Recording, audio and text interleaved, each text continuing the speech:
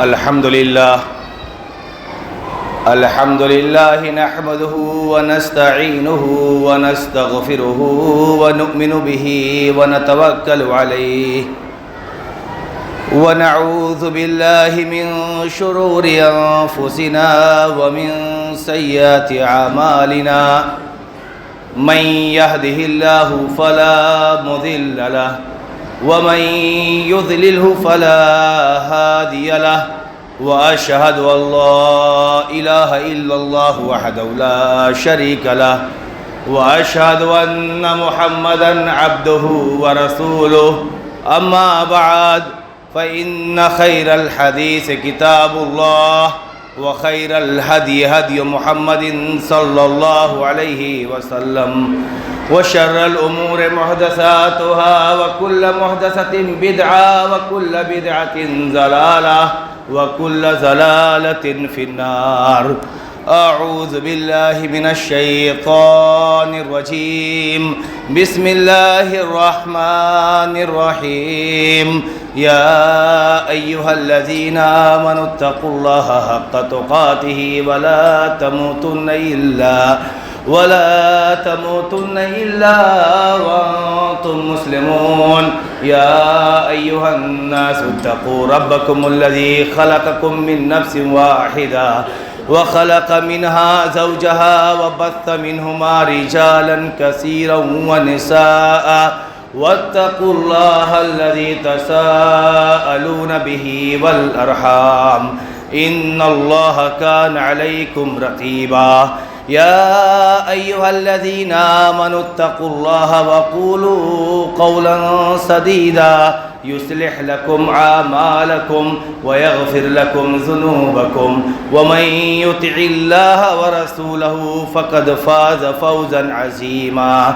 وقال الله تبارك وتعالى في موضع آخر إن الدين عند الله الإسلام ومن يبتغ غير الإسلام دينا فلن يقبل منه وهو في الآخرة من الخاسرين. محترم حاضرین جمعہ، بزرگوں اور دوستوں، نوجوان ساتھیوں، تمام طرح کی حمد و ثنا کبریائی اور بڑائی کے لائق صرف اور صرف اللہ وحدہ لا شریک کی ہی ذات ہے، جو اس پورے کائنات کا خالق ہے، رازق ہے، مالک ہے.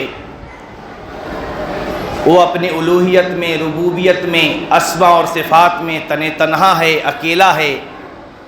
اس کا کوئی شریک نہیں، اس کا کوئی پارٹنر نہیں.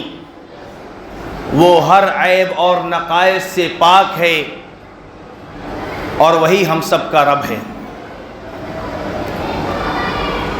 درود و سلام ہو تمام انبیاء اکرام علیہم الصلوات والسلام کے اوپر،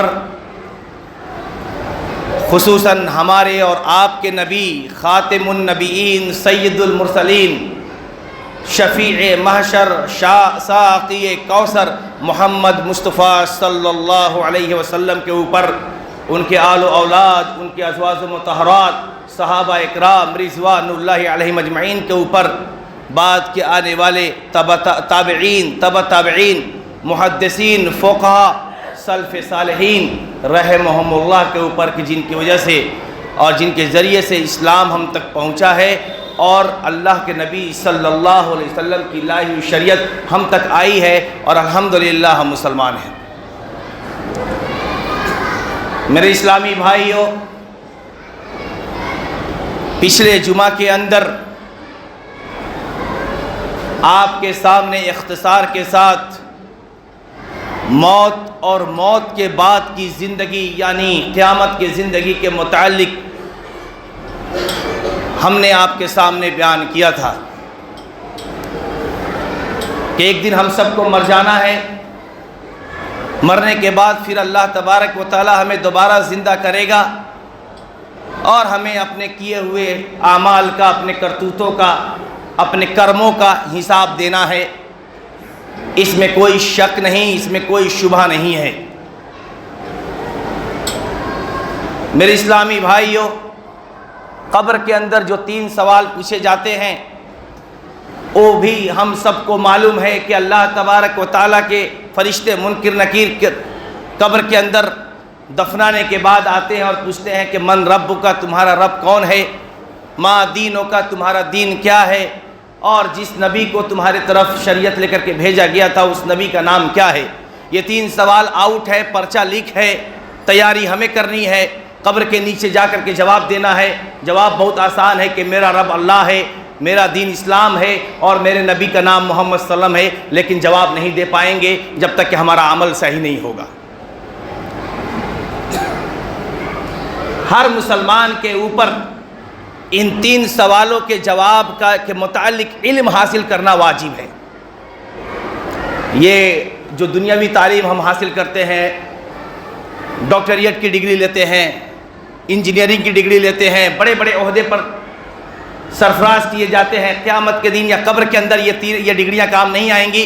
یہ سوال، یہی 3 سوال کے بارے میں پوچھا جائے گا، اور جس نے بھی شریعت کے متعلق علم حاصل کیا ہوگا اور جس نے بھی ان 3 سوالوں کا جواب علم کے اعتبار سے اور عمل کے اعتبار سے دنیا میں دیا ہوگا، وہی وہاں پر کامیاب ہوگا۔ اور اسی لیے نبی کریم صلی اللہ علیہ وسلم اپنے صحابہ اکرام کا حلقہ بنا کر کے ہمیشہ اسلام، توحید، نماز، روزہ، شریعت کے متعلق بتایا کرتے تھے۔ یہ نہیں کہتا کہ آپ دنیاوی تعلیم حاصل نہ کریں، دنیا کے اندر بھی آپ اعلیٰ سے اعلیٰ تعلیم حاصل کریں، لیکن دین کی بنیادی تعلیم کو، دین کی بنیادی ضرورتوں کو علم حاصل کرنا ہر مسلمان کے اوپر فرض ہے۔ حضرت عمر فاروق رضی اللہ تعالی عنہ 40 سال کے دہائی کو پار کر چکے ہیں اور پڑھے لکھے نہیں ہیں، پڑھنا لکھنا بعد میں سیکھ رہے ہیں۔ تو یہ کوئی نہیں کہے گا کہ ہم تو پڑھے لکھے نہیں ہیں، ہم نے چھوڑ دیا، اتنے بڑے موبائل کو چلانا آسان ہے، اس کے اندر یوٹیوب کے اندر مختلف چیزوں کو دیکھنے کے لیے آدمی سرچ کر سکتا ہے، تو کیا دین اسلام اور شریعت کے متعلق علم حاصل نہیں کر سکتا؟ نہیں، یہ عذر نہیں ہے۔ اللہ تبارک و تعالیٰ پوچھے گا کہ تم نے علم حاصل کیوں نہیں کی۔ خاص طور سے یہ رب کے بارے میں، دین کے بارے میں، اور نبی کریم صلی اللہ علیہ وسلم کی رسالت کے بارے میں، یہ 3 چیزوں کا علم حاصل کرنا ضروری ہے۔ حضرت عمر بن الخطاب رضی اللہ تعالی عنہ بیان فرماتے ہیں، صحیح مسلم کی روایت ہے، بینما نحن جلوس عند نبی صلی اللہ علیہ وسلم، انشاءاللہ اسی حدیث کے اوپر یہ خطبہ کا انحصار ہوگا کہ اللہ کے نبی صلی اللہ علیہ وسلم نے کیسے دین کو بتلایا۔ اگر میں یہ سوال پوچھوں کہ ہم سب مسلمان ہیں، اسلام کا مطلب کیا ہے، اسلام کسے کہتے ہیں، تو میں دعوے کے ساتھ کہہ سکتا ہوں کہ اس مسجد کے اندر موجود 100 میں سے 99 لوگ اس کا جواب نہیں دے پائیں گے۔ اسلام کسے کہتے ہیں؟ کوئی آپ سے پوچھے کہ آپ کس دھرم کو مانتے ہو، تو میں مسلمان ہوں، میں اسلام کو مانتا ہوں۔ پوچھے کہ اسلام کسے کہتے ہیں، اسلام کا کیا معنی ہے، مطلب کیا ہے، میں دعوے کے ساتھ کہہ سکتا ہوں کہ اس مسجد کے اندر موجود 99% لوگ اس سوال کا جواب نہیں دے سکتے ہیں۔ کیوں؟ کیونکہ ہم نے اس جانب توجہ نہیں، بس پیدائشی مسلمان ہیں، مسلمان کے گھر میں پیدا ہو گئے، باپ ماں نے کان میں اذان دلوا دیا، اس کے بعد سے لا الہ الا اللہ کبھی پڑھا یا نہیں پڑھا، لیکن ہم مسلمان ہیں، ہمارا نام مسلمان رکھ دیا۔ ہم نے کبھی اس جانب توجہ اپنے بچوں کو بھی نہیں کرائی کہ جا کر کے کم سے کم یسرنا القرآن اور قرآن کریم کی تعلیم حاصل کر لو، دعائیں یاد کر لو، اسلام کا معنی اور مفہوم یاد کر لو، ایمان کے بارے میں سمجھ لو کہ ایمان اور اسلام کسے کہتے ہیں۔ تو حضرت عمر بن الخطاب رضی اللہ تعالیٰ عنہ بیان فرماتے ہیں، صحیح مسلم کی روایت ہے، بینما نحن جلوس عند النبی صلی اللہ علیہ وسلم، کہ ہم لوگ نبی کریم صلی اللہ علیہ وسلم کے پاس حلقہ بنا کر کے بیٹھے ہوئے تھے، اذ طلع علینا رجل، کہ اچانک ایک آدمی آیا اسی حلقے کے اندر، شدید و بیاض الثیاب و شدید و سواد الشعر لا یرا علیہ اثر السفر۔ کہتے ہیں حضرت عمر بن خطاب، وہ آدمی آیا تو اس کے جو کپڑے تھے نہایت سفید تھے، اس کے اوپر کوئی گرد و غبار لگا ہوا نہیں تھا، اور بال بھی کالے تھے۔ اب آدمی، آپ موتیہاری جائیں اور موتیہاری سے آپ آئیں تو آپ کے کپڑے کے، سفید کپڑے کی حالت کیا ہوگی آپ بخوبی جانتے ہیں، بال کی کیا حالت ہوگی بخوبی جانتے ہیں۔ اس زمانے میں، جس زمانے میں گاڑی نہیں ہے، لوگ پیدل سواری کر رہے ہیں، پیدل چل رہے ہیں، سفر کر رہے ہیں یا اونٹ یا اونٹنیوں کے اوپر سواری چل رہے ہیں ریتیلے میدان کے اندر، ایک آدمی دور دراز علاقے سے آتا ہے اور اس کا کپڑا نہایت سفید ہے، بالکل اس کے اوپر گرد و غبار نہیں لگا ہوا ہے، بال پراگندہ نہیں ہے، بال کے اندر گرد و غبار نہیں، صاف ستھرے ایک دم کالے ہیں، لا یرا علیہ اثر السفر، کہتے ہیں کہ اس کے اوپر سفر کا کوئی اثرات نہیں تھا۔ تو آیا اور آنے کے بعد وہ نبی کریم صلی اللہ علیہ وسلم کے بالکل قریب بیٹھ گیا، فَأَسْنَدَ رُكْبَتَيْهِ إِلَىٰ رُكْبَتَيْهِ، نبی کریم صلی اللہ علیہ وسلم کے گھٹنے سے گھٹنے کو ملا دیا، اتنا قریب بیٹھا، ایک دم گھٹنا جو یہ ہوتا ہے نبی کریم صلی اللہ علیہ وسلم کا گھٹنا اور اس شخص کا گھٹنا ملا ہوا ہے۔ وَوَضَعَ كَفَّيْهِ عَلَىٰ فَخِذِيهِ، اور اپنے دونوں ہتھیلی کو اپنے دونوں نہایت ادب سے، یہ نہیں کہ پلتھی مار کے بیٹھ گیا، ویسا نہیں، تکبر کی طرح نہیں، ادب سے، یعنی جیسے ہم نماز میں بیٹھتے ہیں اس طریقے سے، اور دونوں ہاتھ کو اس جانوں پر رکھا اور اس کے بعد کہا یا محمد۔ شیخ محمد بن صالح العثیمین رحمہ اللہ اس حدیث کی تفسیر میں فرماتے ہیں کہ یا محمد کہا انہوں نے، یا رسول اللہ نہیں کہا، اے اللہ کے رسول یہ نہیں کہا۔ دیہات کے لوگ اس زمانے میں نبی کریم صلی اللہ علیہ وسلم کو رسول اللہ نہیں کہتے تھے، محمد کہتے تھے، تو اس لیے محمد کہا ہے۔ شیخ محمد بن صالح العثیمین کہتے ہیں کہ تاکہ لوگوں کو شک نہیں ہو کہ یہ آدمی اپنے درمیان کا ہی ہے، پڑھا لکھا ہے، اس نے یہ کہا کہ دیہاتی اسٹائل میں بولا، اے محمد اخبرنی عن الاسلام، اے محمد صلی اللہ علیہ وسلم مجھے اسلام کے بارے میں بتلائیے کہ اسلام کسے کہتے ہیں۔ آگے بات آ رہی ہے، اب آپ سے یہ پوچھا جائے کہ اسلام کسے کہتے ہیں، تو اسلام کا معنی یاد کر لیں، اسلام کہتے ہیں الاستسلام لہ بالتوحید والانقیاد لہ بالطاعہ والبراءۃ من الشرک واہلہ۔ نوجوان لوگ یاد کریں خاص طور سے، کہتے ہیں کہ اپنے آپ کو اللہ کی وحدانیت کا اقرار کرتے ہوئے، اللہ کی توحید کا اقرار کرتے ہوئے اپنے آپ کو اللہ کے سامنے سرنڈر کر دینا، یعنی اپنی زندگی اللہ کی رضا کے لیے وقف کر دینا کہ اللہ جو چاہتا ہے وہی کریں گے، اللہ جو نہیں چاہتا وہ ہم نہیں کریں گے۔ والانقیاد لہ بالطاعہ، اللہ کی طاعت و بندگی کو اپنی زندگی کے اندر لانا، یعنی عمل صالح کرنا۔ اور یہ تیسری اور چوتھی چیز نوجوان لوگ یاد کریں، والبراءۃ من الشرک واہلہ، شرک اور شرک والوں سے براءت اور نفرت کا اظہار۔ یہ جو آپ جو میسج کرتے ہیں نا نماز، یہ تہواروں کے موقع پر ہیپی برتھ ڈے، ہیپی فلاں تہوار، غیر مسلموں کے تہواروں پر، اسلام سیکولرزم کو پسند نہیں کرتا دین کے معاملے میں۔ اسلام بیلنسنگ والا مذہب نہیں ہے، اسلام نے خوشی منانے کا بھی ایک دائرہ بنایا ہے، غم منانے کا بھی دائرہ بنایا ہے۔ اسلام کہتا ہے کہ تمہارے گھر میں میت ہو جائے، آنکھ سے آنسو جاری کرو لیکن کپڑے نہیں پھاڑنا ہے، چہرے کو نہیں پھٹنا ہے۔ اسلام کہتا ہے کہ خوشی مناؤ لیکن اسلامی دائرے میں رہ کر کے، یہ نہیں کہ تم شرک والے تہوار کی بھی مبارکباد پیش کرو، یہ نہیں کہ شرک والوں کے ساتھ جا کر کے کبھی بیٹھ گئے، وہ نماز پڑھتا ہے، وہ روزہ رکھتا ہے، ہم بھی اس کے دیوی دیوتا کے سامنے ہاتھ پھیلا لیتے ہیں۔ ایک آدمی سے پوچھا، سسوا کا ہی کوئی نوجوان تھا، بڑا ہم سے عمر دراز تھا، میں نے پوچھا کہ آپ دیوی کے سامنے ہاتھ پھیلائے ہوئے بیٹھے ہیں، کیوں کھڑے ہو؟ کہا کہ وہ لوگ بھی تو روزہ رکھ لیتے ہیں، اس لیے میں نے اس کے دیوی کے سامنے، نعوذ باللہ۔ یعنی تم اپنے رب حقیقی کا کیا موازنہ تم ایک معبودان باطلہ سے کر رہے ہو؟ ہمارا رب حقیقی ہے، حی ہے، زندہ ہے، ہمیشہ رہنے والا ہے، اس کا رب باطل ہے۔ اس کے رب کے سامنے ہم کیسے ہمارا ایمان، ہماری توحید یہ تصور کر سکتا ہے کہ ہم کسی غیر اللہ کے سامنے ہاتھ کو پھیلائے؟ میرے نوجوان بھائیوں، یہ جو موقع اور مناسبت سے ہم جو دیکھتے ہیں کہ ہیپی کرسمس ڈے، ہیپی فلانا ڈے، ہیپی چلانا ڈے، یہ جو آپ کرتے ہیں یہ اسلامی شریعت میں نہیں۔ اس لیے کہا کہ الاستسلام لہ بالتوحید، اللہ کی توحید کا اقرار کرتے ہوئے اللہ کے سامنے اپنے آپ کو سرنڈر کر دینا، پہلی چیز۔ والانقیاد لہ بالطاعہ، اسلام کسے کہتے ہیں، اور عمل صالح کرنا۔ والبراءۃ من الشرک واہلہ، شرک سے بیزاری، شرک ہم نہیں کرتے کیونکہ ہم موحد ہیں، ہم شرک میں نہیں جائیں گے۔ بھائی لکم دینکم ولی دین، اللہ کے نبی صلی اللہ علیہ وسلم سے کیا کہا گیا تھا کہ ایک دن آپ ہماری نبی کی عبادت، ہمارے رب کی عبادت کریں، ایک دن ہم اللہ کی عبادت کریں گے۔ اللہ تبارک و تعالیٰ کیا کہ نبی کہہ دیجئے لا اعبد ما تعبدون، تم جس کی عبادت کرتے ہو ہم اس کی عبادت نہیں کرنے والے ہیں، گرچہ تم میرے رب کی عبادت کرو گے، سجدہ کرو گے، لیکن ہم تمہارے معبود کے سامنے جھکنے والے نہیں ہیں۔ لکم دینکم ولی دین، تمہارے لیے تمہارا دین ہے، میرے لیے میرا دین ہے۔ حضرت ابراہیم علیہ السلام نے جب رات کی سیاہ تاریکی میں چاند افق کے اوپر ستاروں کو ٹمٹماتے ہوئے دیکھا تو کہا ہاذا ربی، یہ میرا رب ہے۔ دیکھیں رب کو کیسے تلاشا جاتا ہے اور رب کے لیے اپنے آپ کو کیسے یہ حضرت ابراہیم علیہ السلام کی زندگی سے سیکھیں۔ کہا کہ یہ میرا رب ہو سکتا ہے۔ ستاروں کو دیکھا، جب رات دن کے اجالوں نے ستاروں کو غروب کر دیا، کہا کہ جو ڈوب جاتا ہے وہ رب نہیں ہو سکتا۔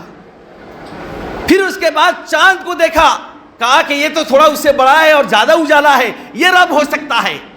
کہا کہ پھر جب رات کی تاریکی گئی، دن کے اجالوں میں چاند کی روشنی جب اوجھل ہو گئی، سورج کی روشنی نے اس کو کھا لیا، تو کہا کہ یہ بھی ڈوب گیا، یہ بھی رب نہیں ہو سکتا۔ پھر سورج کو دیکھا، کہا کہ ہاذا ربی ہاذا اکبر، یہ میرا رب ہو سکتا ہے، یہ سب سے بڑا ہے۔ لیکن رات میں جب وہ بھی ڈوب گیا تو حضرت ابراہیم نے کہا کہ یہ کائنات کو چلانے والا کوئی تو ہے، کوئی تو ہے جو اس رب کو اس کائنات کو چلانے والا ہے۔ اور کہا کہ میں اس ذات کے سامنے اپنے آپ کو کہتا ہوں، اذ قال لہ ربہ اسلم، جب اللہ تبارک و تعالیٰ نے حضرت ابراہیم سے کہا کہ سرنڈر کر دو اپنے آپ کو میرے سامنے، کہا اسلمت لرب العالمین، میں اپنے آپ کو اس پورے کائنات کے رب کے سامنے سرنڈر کرتا ہوں۔ اے میرے جینے، قل ان صلاتی و نسکی و محیایا و مماتی للہ رب العالمین، کہا انی وجہت وجہ للذی فطر السماوات والارض حنیفا وما انا من المشرکین، اے اللہ، اے میں اپنے آپ کو اس کے سپرد کر دیا جو اس پورے زمین و آسمان کا مالک ہے، اور میں شرک کرنے والوں میں سے نہیں ہوں۔ اس کے بعد کہا کہ کل ان صلاتی و نسکی و محیایا، کہہ دیجئے کہ میری نماز، میری قربانی، میری زندگی، میری موت سب اللہ تبارک و تعالیٰ کے لیے ہے۔ جب ابراہیم علیہ السلام نے اپنے آپ کو سرنڈر کیا تو اللہ تعالیٰ نے انعام کیا دیا؟ انعام سنیں، کہا اے ابراہیم انی جاعلک للناس اماما، اے ابراہیم میں تمہیں دنیا کی امامت سونپتا ہوں، دنیا کی سیادت سونپتا ہوں، دنیا کی قیادت سونپتا ہوں۔ یہ جو ہم جو سوچتے ہیں کہ آج مسلمان کیوں ذلیل ہے، کیوں رسوا ہے، یہ دشمن ہمارے اوپر کیوں مسلط ہے، ظہر الفساد فی البر والبحر بما کسبت ایدی الناس، اللہ تعالیٰ نے جواب دیا ہے قرآن کریم کے اندر کہ آدمی دنیا کے اندر جو کچھ بھی رونما ہوتا ہے ہمارے زندگی کے اندر، چاہے وہ چھوٹی مصیبت ہو یا بڑی مصیبت ہو، وہ سب اپنے ہاتھوں کی کمائی ہے۔ ہم نے دین کو چھوڑ دیا، اللہ کو چھوڑ دیا، محمد صلی اللہ علیہ وسلم کی شریعت کو چھوڑ دیا، ہم اپنے منمانی طریقے سے زندگی۔ یہ سیسوا کے معاشرے کے لوگ کہاں گئی غیرت؟ آپ کے روڈ پر، راستے پر چلتی ہوئی عورتیں، آپ کے گھر کی عورتیں اچھے اچھے کپڑے میں ملبوس ہو کر کے ناچ کر رہی ہیں، یہ دن بھی دیکھنا پڑ رہا ہے سیسوا کے لوگوں کو، اور کہتے ہو کہ ہم مسلمان ہیں۔ مسلمان یہ نہیں ہوتا، مسلمان تو حضرت ابراہیم علیہ السلام تھے، باپ کے سامنے بغاوت کر دیا، کہا کہ آپ جس کو بیچ رہے ہو اپنے ہاتھوں سے بنا کر کے، ہم اس کی عبادت نہیں کر سکتے ہیں۔ باپ نے کہا کہ تم کو گھر سے نکال دیں گے، گاؤں والوں نے کہا تم کو گھر سے نکال دیں گے، بادشاہ وقت نے کہا آگ میں جلا دیں گے۔ ابراہیم نے کہا کہ جو اللہ کا ہو جاتا ہے اللہ اس کی حفاظت کرتا ہے۔ اے باپ تیرے گھر کو میں چھوڑتا ہوں، اے گاؤں والے تیری بستی کو میں چھوڑتا ہوں، اے بادشاہ تیری عبودیت کا انکار کرتا ہوں، جو تجھے جو کرنا ہے کر لو، لیکن میں تمہارے سامنے سرنڈر نہیں کروں گا کیونکہ میں نے رب کے سامنے سرنڈر کر دیا ہے۔ یہ سیسوا والے اپنے بیویوں کے سامنے سرنڈر کر دیے ہیں، اپنے بیٹیوں کے سامنے سرنڈر کر دیے ہیں۔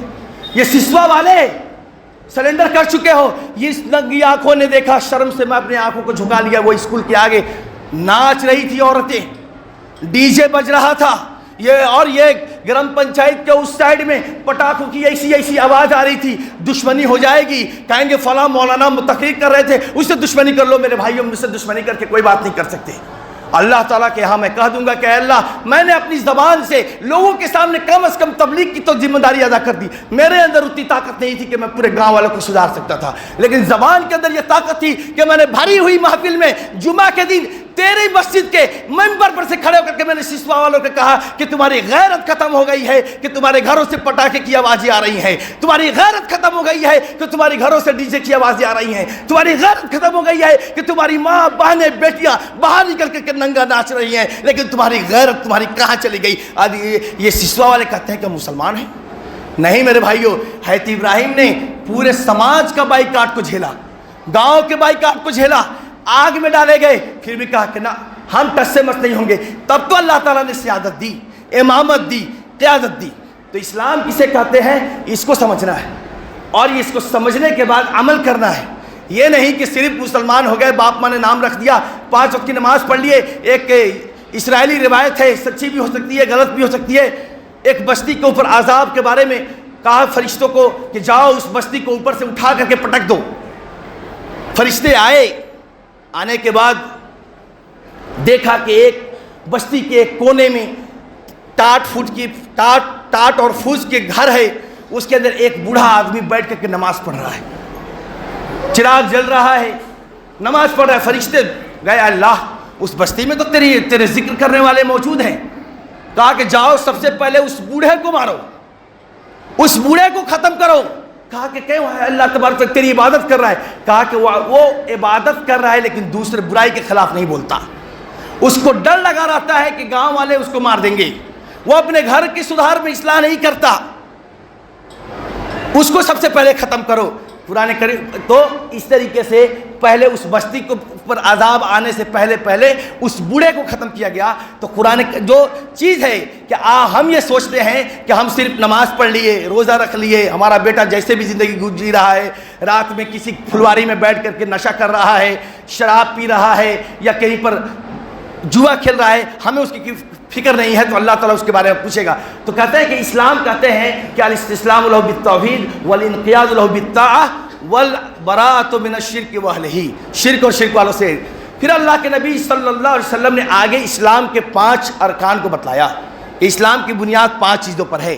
پہلی چیز یہ ہے کہ ان تشہد لا الہ الا اللہ وان محمدا عبدہ ورسولہ، کہ تو اس بات کی شہادت دے، گواہی دے کہ اللہ تبارک و تعالیٰ کے سوا کوئی معبود برحق نہیں اور نبی کریم صلی اللہ علیہ وسلم اللہ کے بندے اور اس کے رسول ہیں۔ اس بات کو سب لوگ جانتے ہیں، سب لوگ لا الہ الا اللہ کا اقرار کرتے ہیں اور سب لوگ مسلمان ہیں، لیکن کہتے ہیں کہ اللہ کے ایک شہادت دینے کا مطلب یہ ہے کہ اللہ کے وجود پر ایمان رکھا جائے کہ اللہ تبارک و تعالیٰ اس دنیا میں موجود ہے۔ اس دنیا کا موجود مطلب عرش پر مستوی ہے اور اپنے علم کے اعتبار سے ہر جگہ موجود ہے۔ یہ عقیدہ نہیں رکھنا ہے کہ اللہ یہاں بھی موجود ہے وہاں بھی موجود ہے، جسمانی اعتبار سے، نعوذ باللہ، یعنی فزیکلی اعتبار سے نہیں۔ اللہ تبارک و تعالیٰ اپنے علم کے اعتبار سے ہر جگہ موجود ہے، لیکن حقیقتاً کہاں ہے؟ عرش پر مستوی ہے۔ پہلی چیز 4 مراتب ہے شہادت رب کی، ربوبیت کی شہادت کی کہ اللہ کے سوا کوئی معبود برحق نہیں۔ اس 4 چیزوں کو جان لے۔ پہلی چیز کہ اللہ کے وجود کا اقرار کہ اللہ موجود ہے۔ جب اس چیز کا یقین ہو جائے گا کہ اللہ موجود ہے تو ڈیفینیٹلی بندہ اپنے آپ کو اللہ تبارک و تعالیٰ کی رضا کے متعلق کام کرے گا۔ آپ کو پتہ ہونا چاہیے کمپنی ہے، کمپنی میں CCTV کیمرہ لگا دیا جائے اور کہا جائے کہ سب لوگ کام کرو، یا پھر آپ کہیں مزدوری کر رہے ہیں تو آپ اپنے مالک کو دیکھیں گے تو اس کے حساب سے زیادہ محنت کریں گے، کہیں وہ ناراض ہو جائے میری مزدوری نہ کاٹ لے۔ تو اللہ تبارک و تعالیٰ کے وجود پر جب ایک بندہ یقین کر لے گا کہ اللہ تبارک و تعالیٰ ہے، سب کو یقین ہے، لیکن وہ دل میں راسخ نہیں ہے، دل سے نہیں مانتے، تو جب ہم ایک معمولی بندے اللہ کے بندے سے اتنا ڈرتے ہیں، CCTV کیمرے سے ڈرتے ہیں، تو وہ رب جو عرش پر مستوی ہے، ہم سب کو دیکھ رہا ہے، اس سے ڈرنا چاہیے۔ تو یہ کیوں؟ ایمان کی کمزوری ہے کہ ہم اللہ کے وجود پر ایمان مکمل طور سے نہیں رکھتے، اس لیے ہم سے گناہ سرزد ہوتا ہے۔ تو یہ وجود پر ایمان، اس کے بعد الوہیت پر ایمان کہ اللہ اکیلا ہے، اس کے سوا کوئی معبود برحق نہیں۔ اللہ کی ربوبیت پر ایمان، ربوبیت کہتے ہیں کہ اللہ تبارک و تعالیٰ اس پورے کائنات کا رب ہے، خالق ہے، رازق ہے، مالک ہے۔ اور اللہ کے اسماء اور صفات پر ایمان کہ اللہ کے تبارک تعالیٰ کے پیارے پیارے نام ہیں، پیارے پیارے باتیں ہیں اور پیارے پیارے نام ہیں اور صفات ہیں، وہ اللہ تبارک و تعالیٰ کے لیے اس کو ثابت کرنا، جو قرآن اور حدیث میں آیا ہے اس کو ثابت کرنا، جو نہیں آیا ہے، اللہ کے بے شمار نام ہیں، 99 مشہور ہے اس میں سے، ان سب پر ایمان رکھنا۔ یہ 4 چیزیں ہیں اللہ پر ایمان رکھنے کی۔ دوسری چیز شہادت رسول، نبی کریم صلی اللہ علیہ وسلم کی شہادت، اس کا مطلب یہ ہے کہ تصدیقہ فیما اخبر۔ شیخ الاسلام ابن تیمیہ رحمہ اللہ فرماتے ہیں کہ تصدیقہ فیما اخبر، نبی کریم صلی اللہ علیہ وسلم نے جو کچھ بتلایا اس کی تصدیق، یہ نہیں کہنا کہ عقل سے متعارض ہے نہیں مانیں گے، جیسے بات کے فلاسفہ نے حدیث کا انکار کر دیا، کہا کہ یہ حدیث عقل پہ فٹ نہیں بیٹھتی ہے، ہم نہیں مانیں گے۔ نہیں، جب آپ جان گئے کہ یہ حدیث سندن متن کے اعتبار سے صحیح ہے، بالکل درست ہے، ثابت ہے، آپ کے عقل اور بھیجے میں گھس رہی ہے یا نہیں گھس رہی ہے، آپ کو سلنڈر کرنا ہے کہ نبی صلی اللہ علیہ وسلم کا فرمان ہے، ٹھیک ہے؟ تو تصدیق ہو بھی، جو نبی کریم صلی اللہ علیہ وسلم نے بتلا دیا اس کو ماننا ہے۔ یاد کریں جب اللہ کے رسول صلی اللہ علیہ وسلم معراج سے آئے، مکہ والوں کے اندر منادی کر گئی کیسی باقی باتیں کر رہے ہیں، پاگل دیوانہ ہو گئے نعوذ باللہ. مکہ والوں نے کہا کہ کوئی آدمی رات کی آخری پہر میں گھنٹہ بھر کے اندر جائیں گے وہ فلسطین، اور فلسطین سے پھر آسمان کا پورے جنت اور جہنم کا سیر کر کے آ جائیں گے واپس. یہ کیسے محمد بات کر رہے اس طریقے سے؟ حضرت ابوبکر صدیق رضی اللہ تعالیٰ عنہ گزر رہے تھے. کتنی محبت تھی. یہ ایمان دیکھیں، ایمان صحابہ کا ایمان، یہ ایمان پیدا ہونا پڑے گا. حضرت ابوبکر صدیق رضی اللہ تعالیٰ عنہ سے پوچھا کافروں نے کہ بتاؤ ایک آدمی کوئی یہ دعویٰ کرے کہ میں رات بھر میں گیا ہوں فلسطین اور فلسطین سے واپس آ گیا ہوں، انہوں نے نہیں کہا کہ آسمان پر گیا ہوں، تو تم مانو گے؟ کہا کہ بالکل نہیں مانیں گے. حضرت ابوبکر صدیق نے کہا بالکل نہیں مانیں گے. تو کہا کہ تمہارا دوست جو محمد ہے صلی اللہ علیہ وسلم وہ اس طریقے کی باتیں کر رہے ہیں اور اس سے آگے بڑھ کے کہہ رہے کہ ہم آسمان تک گئے تھے. فوراً حضرت ابوبکر صدیق نے کہا کہ اگر محمد صلی اللہ علیہ وسلم یہ بات کہہ رہے ہیں تو میں ان کی ہر بات پر آمنا وصدقنا، میں ایمان لاتا ہوں اور تصدیق کرتا ہوں. تبھی حضرت ابوبکر صدیق کو کہا الصدیق. صدیق کا جو لفظ لقب ملا اسی وقت کہا کہ جب پوری دنیا جھٹلا رہی تھی تو حضرت ابوبکر صدیق نے کھڑے ہو کر کہا کہ نبی نے جو کہہ دیا، نبی نے جو کہہ دیا ہم اس کو مان لیے. یہ ہے صحابہ کرام کا ایمان تھا. یہ صحابہ کرام تھے کہ نبی جی در چلے گئے، فدا کا ابی و امی، اے نبی کریم صلی اللہ علیہ وسلم آپ کے اوپر میرے ماں باپ قربان، یہ چھوڑیے یہ دنیا کو، یہ سارے کچھ ہم قربان کرتے ہیں. حضرت عمر نے کہا ہے نبی کریم صلی اللہ علیہ وسلم آپ سے ہم سب سے زیادہ محبت کرتے ہیں لیکن جان سے زیادہ محبت نہیں کرتے، جان پیاری ہے. کہا کہ عمر تم ایمان نہیں لائے، تمہارا ایمان مکمل نہیں ہوا. تو حضرت عمر خطاب رضی اللہ تعالیٰ نے کہا کہ اب آپ کو ہم سے جان سے بھی پیارے ہو گئے. تو یہ صحابہ کرام کا تصدیقہ فیما اخبر وامر اور جو نبی بتلا رہے ہیں اس پر چلنا، جو نبی بتلا رہے ہیں اس پر چلنا. دوسری چیز ہے شہادت رسول کا مطلب یہ نہیں شہادت رسول کا دعویٰ ہے. شب برات بھی مناتے ہیں، بدعت بھی کرتے ہیں، میلاد نبی بھی مناتے ہیں، فلاں فلاں بدعت کرتے ہیں، نماز بھی چھوڑتے ہیں، شراب بھی پیتے ہیں، سگریٹ بھی پیتے ہیں. دعویٰ ہے کہ ہم محبت رسول ہے. نہیں، یہ دعویٰ ہے. اصل محبت، اصل نبی کی طاعت یہ ہوگی کہ نبی کی ہر بات کو تصدیق کرو اور اپنی زندگی میں اس کو اپناؤ. یہ محبت ہے. بدعت سے دور رہنا ہے. ایاکم محدثات الامور فإن كل محدثۃ بدعۃ وكل بدعۃ ضلالہ، کہ نئی چیزوں سے بچنا ہے، نئی چیزوں سے دین کے اندر بچو. تو کہا کہ جو نبی کریم صلی اللہ علیہ وسلم نے بتلایا اس پر حکم، اس پر چلو، اور جس باتوں سے روکا اس سے رک جاؤ. اللہ تبارک تعالیٰ نے اسی کو کہا ما آتاکم الرسول فخذوہ وما نہاکم عنہ فانتہوا. جو نبی کریم صلی اللہ علیہ وسلم نے جس راستے کو، یہ ریڈ لائن، خط احمر جس کو کہتے ہیں، ایک ریکھا کھینچ دیا. کہا کہ جو نبی نے بتلا دیا اس کو پیروی کرنا ہے اور جس سے روک دیا اس کو روک دینا ہے. قل ان کنتم تحبون اللہ فاتبعونی یحببکم اللہ. اے نبی اعلان کر دیجئے کہ اگر چاہتے ہو کہ اللہ تم سے محبت کرے تو میرے بتائے ہوئے راستے پر چلو، میری اتباع کرو، اللہ تم سے محبت کرے گا. ومن یطیع الرسول فقد اطاع اللہ. اللہ تعالیٰ نے فرمایا جو رسول کی اطاعت کرتا ہے اللہ تبارک تعالیٰ کی اطاعت کرتا ہے. ومن یطیع اللہ ورسولہ فقد فاز فوزا عظیما. جس کسی نے اللہ اور اس کے رسول کی اطاعت کر دی وہ کامیاب ہو گیا. تو یہ نبی کی شہادت ہے، شہادت رب اور شہادت رسول. اس کے بعد کہا کہ وہ تقیم الصلاۃ، نماز قائم کرو، زکوٰۃ ادا کرو، رمضان کے روزے رکھو اور حج کی ادائیگی کرو. حج کے تعلق سے وقت ختم ہو رہا ہے. حج کے تعلق سے میں بتلا دوں کہ ہمارے ہاں یہ لوگ سوچتے ہیں کہ حج ساری ذمہ داریوں کو چھٹکارے کے نام ہے. بیٹی کی شادی کر لیں گے، سب کچھ کر لیں گے، اس کے بجائے نہیں. کہا کہ جس کسی کو بھی وہاں تک جانے کے خرچ برداشت کرنے کی طاقت ہے اس کو حج کرنا ہے، اس پر حج واجب ہے، فرض ہے. آپ کے اوپر کیا ہے، کتنے قرض ہیں، وہ سب نہیں. قرض تو سب کے اوپر ہوتا ہے، وہ شوقیہ قرض ہوتا ہے. پیسے بینک میں بیلنس میں رکھے ہوئے ہیں، ادھر سے قرض بھی لیے ہوئے ہیں، اچھا بڑا قرض ہے ہم کو، اب بینک بیلنس بھرا ہوا ہے. خرچ برداشت کرنے کی طاقت ہے کعبہ تک جانے کی تو آپ کے اوپر فرض ہے. اور ایسے آدمی کے اوپر اللہ کے رسول صلی اللہ علیہ وسلم نے لعنت فرمائی ہے جو آدمی 5 سال تک کے اندر میں کم سے کم حج بیت اللہ کی زیارت نہیں کرتا، چاہے وہ حج کے لیے ہو یا عمرہ کے لیے ہو. اگر اللہ نے آپ کو جسمانی طاقت دی ہے، پیسے دیے ہیں، حج نہیں کر سکتے تو کم از کم عمرہ ضرور کریں 5 سال کے اندر. 5 سال سے زیادہ اگر آپ کو دوری ہوتی ہے تو ایسے کے اوپر اللہ کے رسول صلی اللہ علیہ وسلم نے لعنت بھیجا ہے کہ ایسے لوگ اللہ کے نزدیک لعین ہیں. اللہ تعالیٰ ایسے لوگوں پر غصہ کا اظہار کرتا ہے. اس کے بعد حضرت مختصر وقت ہے، حضرت جبریل، یہ جو سوال کرنے والے ہیں وہ حضرت جبریل ہیں. وہ جبریل سوال کر رہے ہیں اللہ کے نبی صلی اللہ علیہ وسلم سے کہ اخبرنی عن الایمان، کہ ایمان کے بارے میں بتلائیے. تو ایمان کہتے ہیں تصدیق کا نام ہے، دل سے. ہر لا الہ الا اللہ کہنے والا مسلمان ہو سکتا ہے، لیکن ہر مسلمان مومن نہیں ہو سکتا. وَإِذْ قَالَتِ الْأَعْرَابُ آمَنَّا، جب دیہاتیوں نے کہا کہ اے نبی کریم صلی اللہ علیہ وسلم ہم ایمان لے آئے، ہم مومن ہیں، تو اللہ تعالیٰ نے کہا کہ نہیں، کہو ان کو کہ آمنا نہیں کہے، قولوا اسلمنا، ہم اسلام لے آئے. ایمان کا درجہ بڑا بلند ہے، جیسے جیسے عمل کریں گے ویسے ویسے ایمان کا درجہ بلند ہو جائے گا. ایمان کہتے ہیں الاقرار باللسان والتصدیق بالجنان والعمل بالارکان، زبان سے اقرار کرنا، دل میں بسا لینا اور عمل کرنا، یہ تین چیزوں کا نام ایمان ہے. اور ایمان کے 6 ارکان ہیں، 6 ارکان ہیں. اللہ پر ایمان، فرشتوں پر ایمان، کتابوں پر ایمان، رسولوں پر ایمان، آخرت کے دن پر ایمان، اور تقدیر کے اوپر ایمان کہ جو کچھ بھی ہو رہا ہے اللہ کی مرضی سے ہو رہا ہے. جو بھی مصیبتیں آئی ہیں اللہ کی طرف سے ہے، اللہ اس کو ختم کرے گا. جو بھی خوشی ملی ہے وہ. اس کے بعد تیسری چیز مختصر بیان کر رہے ہیں کیونکہ وقت نہیں ہے. تیسری چیز جو اصل چیز ہے، دین کے 3 ستون ہیں. کہا جائے گا کہ دین کے کتنے ستون ہیں؟ تو 3 ہیں، اسلام، ایمان اور احسان. احسان وہ والا نہیں جو ہم کسی کو پیسہ دیتے ہیں، ہم سپورٹ کر دیتے ہیں، وہ احسان نہیں. احسان کے بارے میں کہا کہ اخبرنی عن الاحسان، اے نبی کریم صلی اللہ علیہ وسلم آپ احسان کے بارے میں بتلائیے.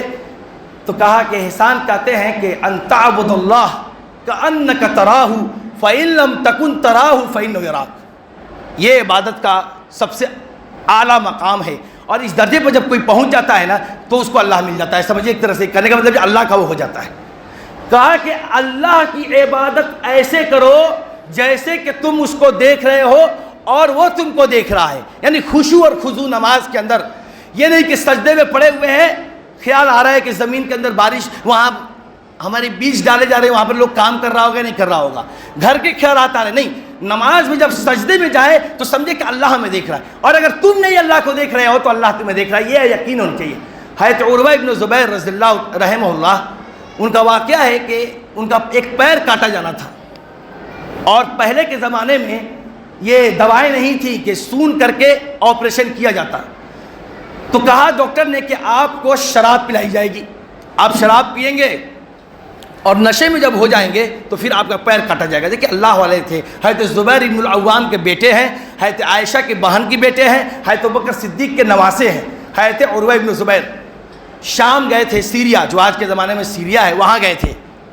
طبیب نے کہا کہ نہیں، میرا نفس یہ گوارا نہیں کر سکتا کہ میں کوئی حرام چیز کے ذریعے سے اپنے علاج کراؤں.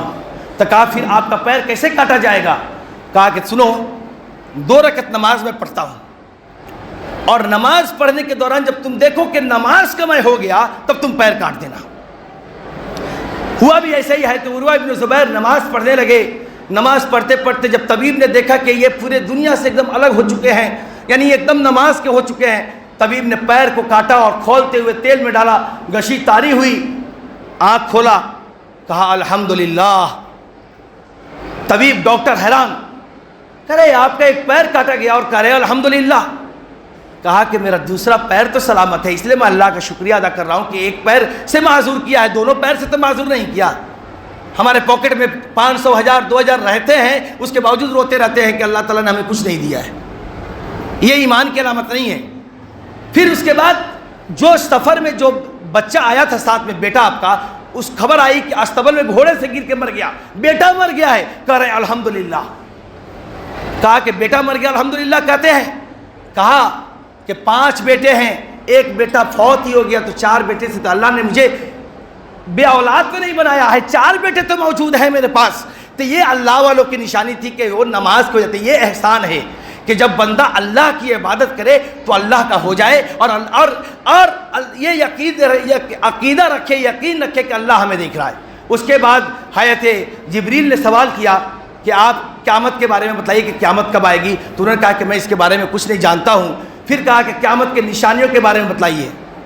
تو نشانیاں کہا کہ ان تلد الامۃ ربتہا، زناکاری اتنی عام ہو جائے گی کہ لونڈی اپنے مالکوں کو جنے گی، اور دیکھیں گے کہ ننگے بدن، ننگے پاؤں چلنے والے غریب لوگ جو اس وقت ننگے بدن، اس کے اندر وہ غریب مراد نہیں ہے، تکبر کرنے والے لوگ، فقیر جو کبھی مانگا کرتا تھا، بھیک مانگتا تھا، فقیر لوگ تکبر سے بڑے بڑے بلڈنگوں میں ہوں گے، اونچے اونچے عمارتوں میں ہوں گے، وہاں عمارتوں کی کثرت ہو جائے گی، دولتوں کا ریل پیل ہوگا، اس وقت قیامت کی نہیں سمجھ لینا کہ قیامت قریب ہے۔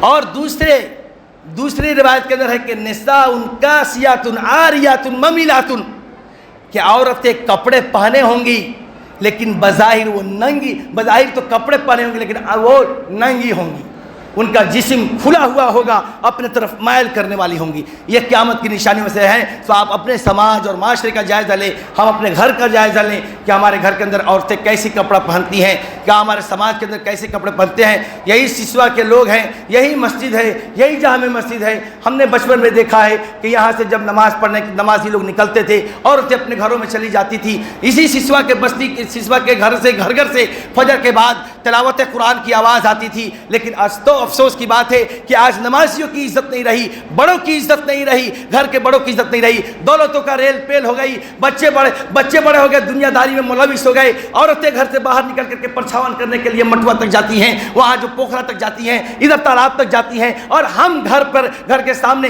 چوکیداری کرسی لگا کے چوکیداری کر رہے ہیں کہ ہماری محترمہ آئیں گی تو گھر کو کھولیں گی، اور ہم بے غیرت کی طرف بیٹھے ہوئے ہیں۔ ہماری غیرت کہاں گئی ہے؟ اور ہم پوچھتے ہیں کہ اللہ تعالیٰ نے عذاب کیوں نازل کیا ہے؟